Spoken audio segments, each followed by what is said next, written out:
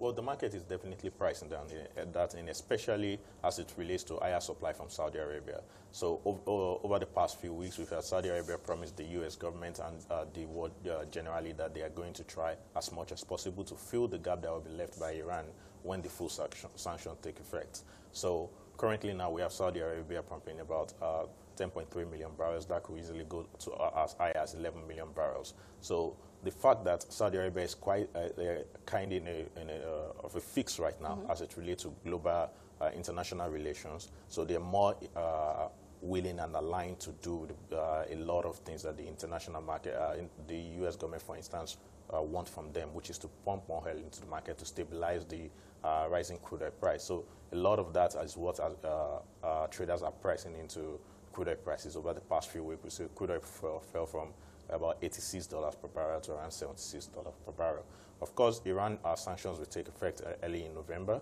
But what we've seen is that if you look at the numbers from where we are around April to where we are currently, we've seen that exports by Iran has actually dropped by as much as 50%. We have countries like France and Saudi and South Korea who have not imported a single drop of oil from Iran over the past 2 months. And we think there will be some level of reduction to more crude flow to the European Union. But we don't think there will be elimination in terms of flow to India, to China, and to North Korea. All that will still keep Iran exports going, albeit at a very reduced level.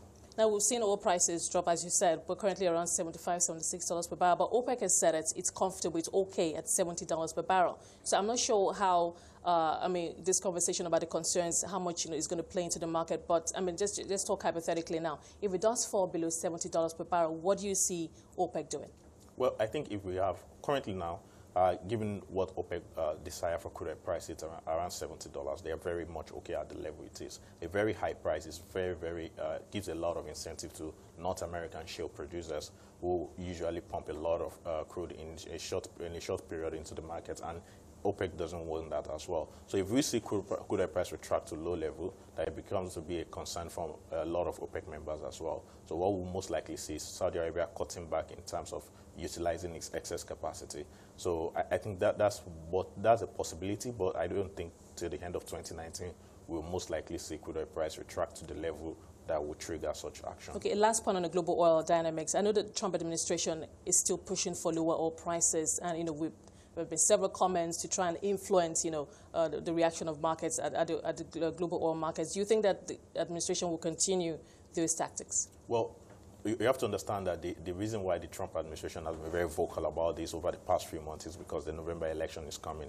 The November election will be done in about one or 2 weeks now, so we'll move beyond that. And the whole rhetoric around lower crude oil price, the fear that higher pump price in the United States could actually influence the election one way or the other will be gone. So we'll then see how the U.S. government then proceed with that. If they still want to maintain that rhetoric, or there's some form of retraction in terms of how their relationship with OPEC and as we move forward. Okay, I guess we'll keep our fingers crossed on that. Let's bring things back home now. Let's start with Seplat's 9 months earnings. Very impressive. Revenues up 104%.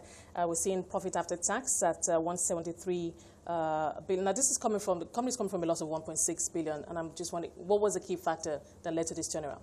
Well, it's two factors, actually. If you look at 2017, they had a issue with the Forcados export terminal they were utilizing to export crude. Then you have better crude oil price as well. So the combination of these two factors is the reason why we're seeing our revenue way up or well above $500 million, as much as above $500 million, as much as 104% increase in revenue, and from a loss position for about $1.something million loss to a $91 million profit in 2018 third quarter. And we think this trend will most likely be maintained for the rest of the year.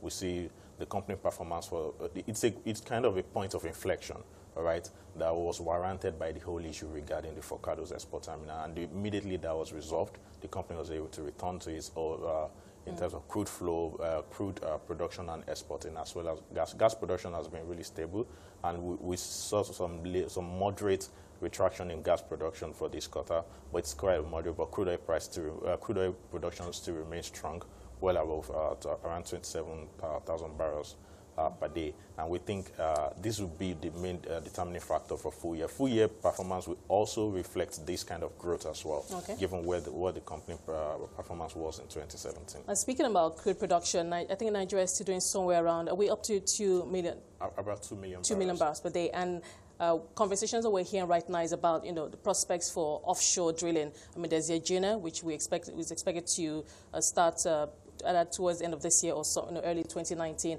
And then there are other projects lined up too for the offshore. But then there are mixed conversations on the offshore drilling business. We know that it's more costly for the IOCs who want to go into it, but they're weighing it against, the issues around sabotage, kidnapping, and all of that. But what are your thoughts in terms of the risk these IOCs are willing to take to go offshore, spend more money, but have less headache, when it comes to, other issues? If you look at it on the surface, the preference would be for offshore development in terms of having to do away with all the issues and security issues on onshore assets. But if you look at it in terms of cost, and we look at the track record over the past few years, then you begin to see a lot of concerns in that space as well.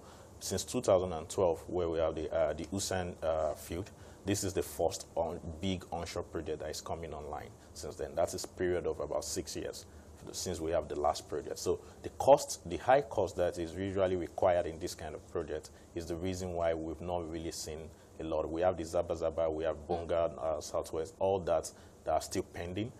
The FID on these projects have been pushed back for some time now. But all in all, if we balance it, IOCs will most likely still prefer offshore development in Nigeria right now, given the security issues that they continue to encounter on but what we're hearing is that, fiscal terms for the offshore could be a lot better than, for onshore. Right now, it's to be a little bit more better than onshore production.